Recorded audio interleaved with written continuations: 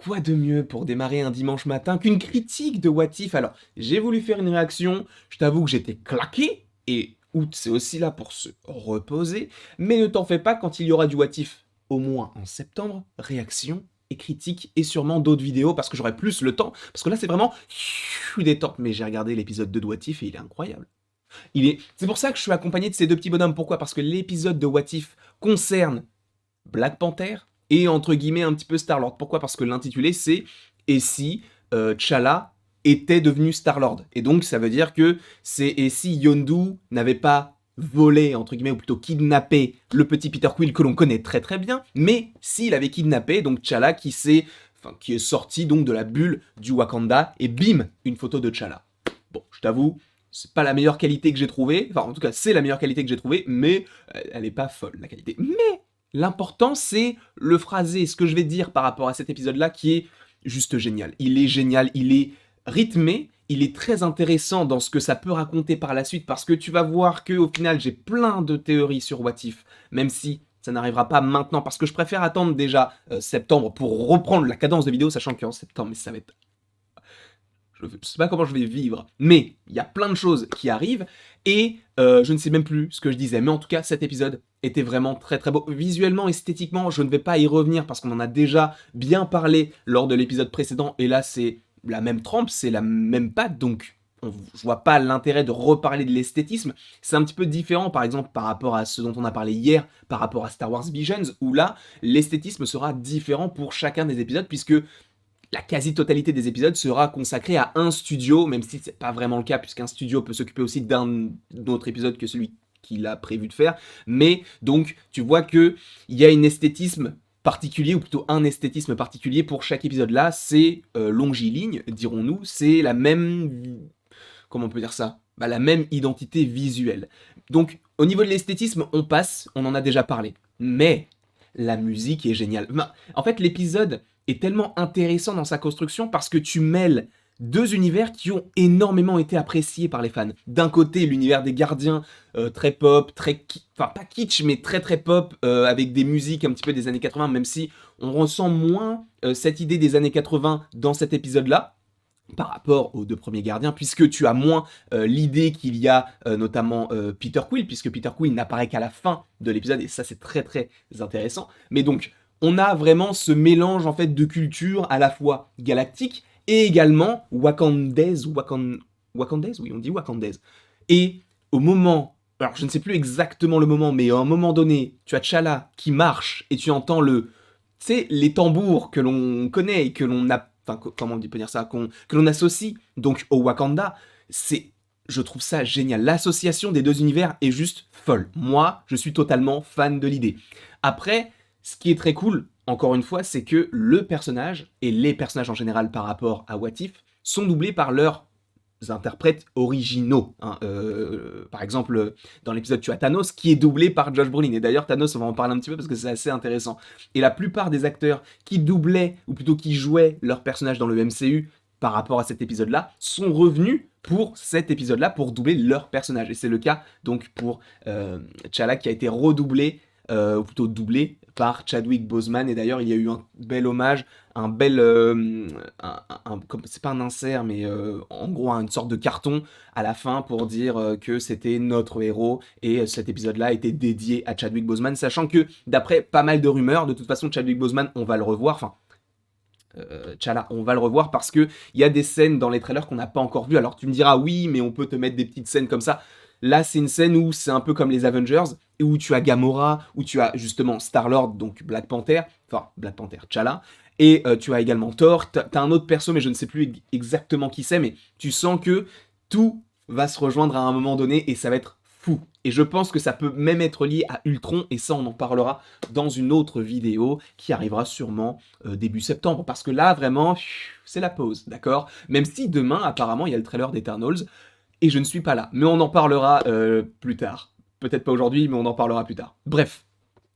Ce qui est intéressant aussi, c'est que, bah, évidemment, on a le retour du Watcher doublé par Jeffrey Wright. Et ça, c'est intéressant parce que là, on le voit un petit peu plus que l'épisode précédent. Alors, on le voit plus et j'ai l'impression... Alors, ce n'est qu'une impression. Peut-être qu'il est présent à égale... Enfin, pas égale distance, mais... Comment dire? le nombre de minutes qu'il apparaît dans cet épisode-là est également le même que pour le premier épisode, mais c'est vrai que dans cet épisode-là, j'ai plus remarqué son implication. Pas forcément que au niveau de l'écoute, puisque bah, il prête sa voix, mais aussi par rapport à l'apparition du perso, parce que là, en plus, on est vraiment dans l'espace, donc on a vraiment la chance et la possibilité de le voir plus souvent. Il me semble qu'on le voit au moins 2 fois, alors que bah, pour le premier épisode, je n'ai pas compté ses apparitions, mais il me semble qu'il n'est présent qu'à la fin. Visuellement comme ça, je veux dire.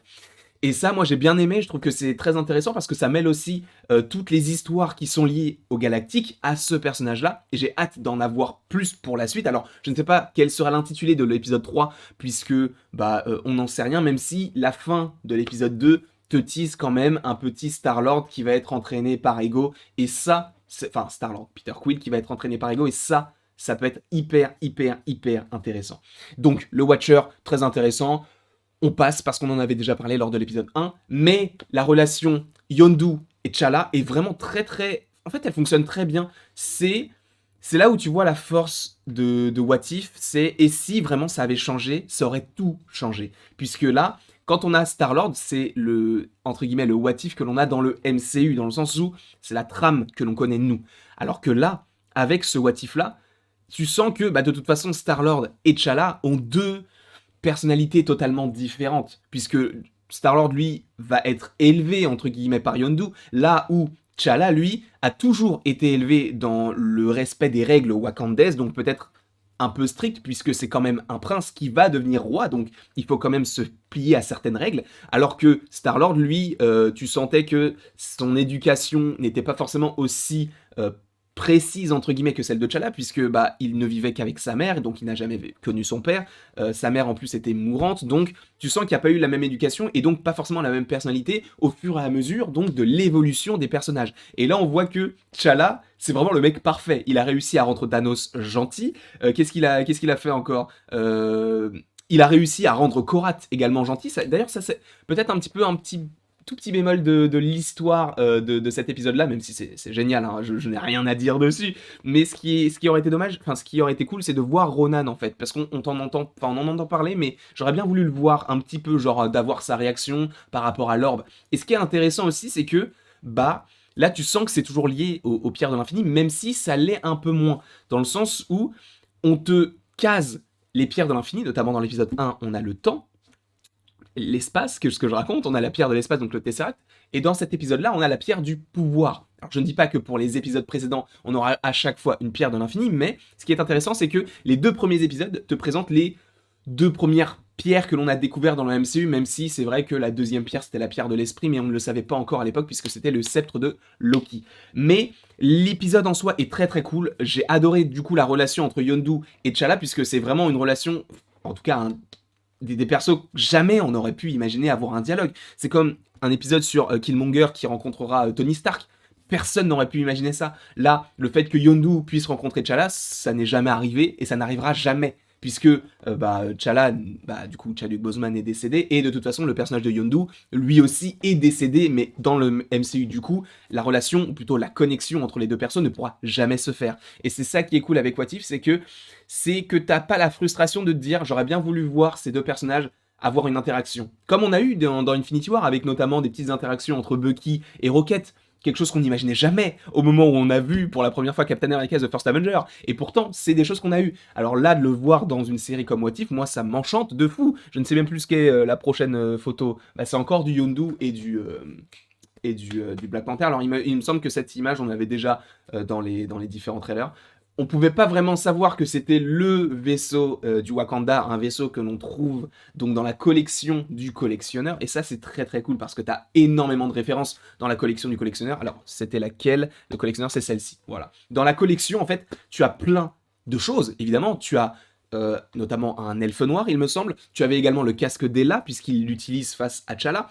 Tu avais également une dague spéciale, alors je ne sais plus ce que c'était exactement, mais c'est une dague sûrement qu'on a déjà vu dans le MCU. T'avais Mjolnir, t'avais le bouclier de Captain America, toutes ces petites choses-là qui sont hyper intéressantes, et ça te fait poser une question dans le sens où, comment, si c'est lié, comment est-ce que le collectionneur a pu avoir le bouclier de Captain America, sachant que dans l'épisode 1, on comprend qu'il n'y a pas eu de Captain America, mais eu un Captain Carter, donc avec le logo donc de la Grande-Bretagne. Comment est-ce que tout ça est possible? Est-ce qu'il y a déjà l'évocation et l'utilisation du multivers dans cet épisode 2 via le collectionneur qui a pu aller dans différents univers et récupérer plein de choses? Je ne sais pas. Il y a donc un elfe noir, il y avait donc Cosmo, donc le chien que l'on avait déjà vu, Howard le canard également. Il y avait beaucoup de petites références comme ça, très sympathiques, et la finalité de l'épisode est très très cool, moi j'ai adoré. Bon, t'as un petit passage avec Drax, donc je ne sais pas si c'est Dave Bautista qui double le perso, mais c'était tellement court que voilà, et ça c'est en fait, c'est typiquement la face changée du monde via T'Challa. Pourquoi? Parce que quand c'est Star-Lord, bah, la femme et la fille de Drax sont morts, alors que quand c'est lui, quand c'est T'Challa, du coup, vu qu'il a changé Thanos et vu qu'il a sûrement changé pas mal de choses dans le monde, bah, la femme et la fille de Drax ne sont pas mortes. Donc, il y a vraiment plein de choses. En fait, je sais pas si c'est l'effet boule de neige ou si ça s'appelle l'effet papillon, mais ou battement d'aile de papillon. Enfin, en gros, c'est quelque chose que tu changes dans le passé. Même un truc infime. Si, admettons, là, au lieu de dire le mot Drax, je dis le mot T'Challa, et que je reviens dans le passé, donc je change la chose, mon futur sera totalement changé. Et c'est ça que j'aime beaucoup dans la série What If, c'est que tout est mélangé, mais ça reste cohérent. Encore heureux, sinon ça serait compliqué à comprendre, sachant que là, pour certains, c'est compliqué, sachant, on sait pas vraiment si tout est connecté. On se pose pas mal de questions, d'accord? On se pose des questions. Qu'est-ce que c'est la prochaine? C'est T2, T2 c'est T'Challa. Ça c'est sûrement l'image que je vais utiliser pour la miniature de la vidéo. Donc honnêtement, pour un bref récapitulatif, cet épisode est très très cool, et il est bien meilleur que le premier, sachant que le premier il était bien, mais j'avais des petites réticences, des petites incohérences, notamment une incohérence dont j'avais parlé par rapport au Tesseract, et c'est Anto qui m'avait fait la remarque, c'est que dans le premier épisode, t'as Captain Carter qui a le Tesseract, et juste après, c'est le Crâne Rouge qui a le Tesseract. Comment c'est possible? Peut-être qu'il y a une raison, ou alors peut-être que c'est une incohérence, mais bon, j'ai peut-être moins accroché au premier épisode parce que j'ai peut-être moins aimé aussi Captain America The First Avenger que le mélange Black Panther et les Gardiens de la Galaxie. Ça, c'était juste génial. À voir comment tout ça, vers quoi ça va converger, sachant que je pense que ça va converger vers Avengers l'ère d'Ultron, ou plutôt Avengers 1, mais qui soit lié quand même à l'ère d'Ultron, puisqu'on sait qu'il y a Ultron, et je pense que tout ça va être lié à ça. Bref, en tout cas, merci beaucoup d'avoir regardé cette vidéo. N'hésitez pas à l'aimer, à la partager, à la commenter et à vous abonner, ça me ferait extrêmement plaisir. Et donc, sachant que demain, il y a normalement le trailer d'Eternals, je ne suis pas là demain. Donc, ce que l'on va faire, c'est que normalement, demain, j'ai prévu de faire l'histoire des Célestes et l'histoire des Déviants pour vous faire patienter jusqu'à vendredi soir, puisque je rentre chez moi vendredi soir, où normalement, je vous sors la réaction. Ça va faire un petit peu tard, mais je vous sortirai la réaction. Et en plus de ça, on se fera soit une grosse analyse comme on fait d'habitude, soit une analyse plan par plan en live. Ça me permettra même vous aussi de participer directement. On ne fera pas ça pour tous les trailers, hein, quand ce sera les autres trailers. Là, c'est juste parce que c'est exceptionnel. Mais donc, on fera ça, et j'espère que ça vous plaira. Et n'hésitez pas aussi à me mettre en commentaire, si vous êtes toujours là, si ça ne vous dérange pas que la vidéo réaction sorte le vendredi. Et de toute façon, même si ça vous dérange, elle sortira quand même vendredi. Ou samedi matin. Tout dépend de l'heure à laquelle je rentre vendredi soir. Bref, en tout cas, après toute cette longue vidéo, n'hésitez pas à l'aimer, à la partager, à la commenter et à vous abonner. Cela me ferait extrêmement plaisir. Et après toute cette longue vidéo, il ne me reste plus qu'à te dire à la prochaine pour la prochaine.